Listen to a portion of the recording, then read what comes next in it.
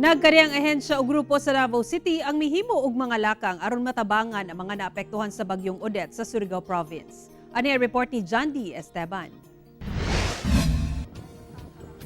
Nagtinabangay ang mga personahe sa Coast Guard District Southeastern Mindanao sa pakig-alayon sa Civil Defense Davao Region sa pagkarga ug pagbalhin sa mga hinabang sa BRP Cape San Agustin.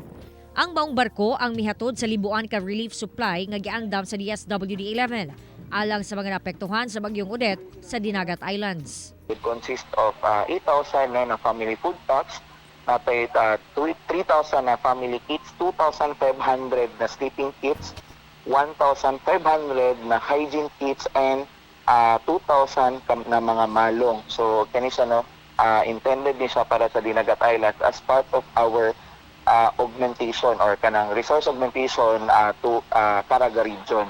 Lauman nga sa Huwebes maabot ang mga supply. Nag-change ang route actually ni Coast Guard because natay padulungay na bagyo o dili sila makapalawod dira sa ato ang dagat din sa may Davao Oriental. So they have to reroute all the way to Zamboanga City.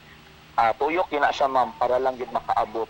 Samtang kining grupo sa mga artist ang nagtinabangay usab nga makatigom og donasyon alang sa mga apektadong residente sa Siargao. Sagad sa gidunar, mga tubig mainom nga maoy labing kinahanglan sa mga nabagyuhan. Nagkadaga ng panahon, nagkapait manggod. So ang kining mga relief goods na o kining mga financial assistance nga makuha nato, dako kining tabang og alibyo sila tungod kay sa inadlaw-adlaw at least makasurvive sila. Ang Police Regional Office 11 nagpadala na sab og mga personahe sa mga lugar nga naapektuhan sa bagyo sa Caraga Region.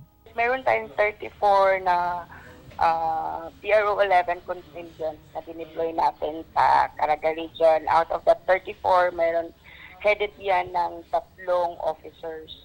So ngayon, going na po sila sa Caraga Region to bring yung mga relief packs and mga goods na ating pong nakuha through donation from stakeholders. Ako si John D. Esteban para sa One Mindanao.